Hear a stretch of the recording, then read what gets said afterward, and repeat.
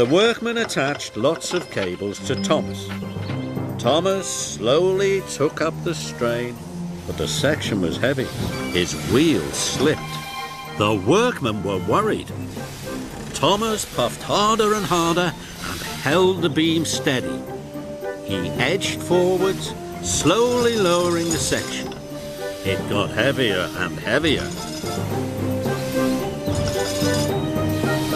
Thomas had to work very hard to hold the section steady until finally it was lowered into place. The workmen cheered. "You are a very strong engine," called one of the workmen. "And very useful indeed," called another. Thomas was as tired as he had ever been, but he was so proud he felt like his boiler would burst. "Steamies are better than diesels," boasted Thomas. This made Diesel crosser than ever. That afternoon, Thomas had to collect some paint for the bridge. Thomas puffed into the yard and backed up to the paint trucks.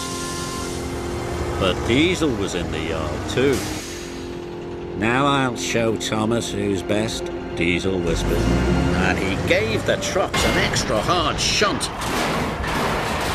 Paint pots flew into the air and splattered down all over Thomas. There was green paint, yellow paint, and red paint. Thomas looked very silly indeed. "Stripy boiler," laughed Diesel, and he rolled away. "I'll show those Diesels," puffed Thomas. So the next time Thomas saw Harry, he gave him a biff.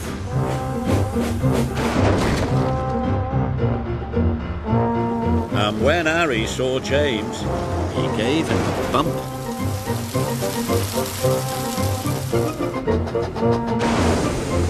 Soon the Diesels and the Steamies were biffing and banging and being bumped all over the island.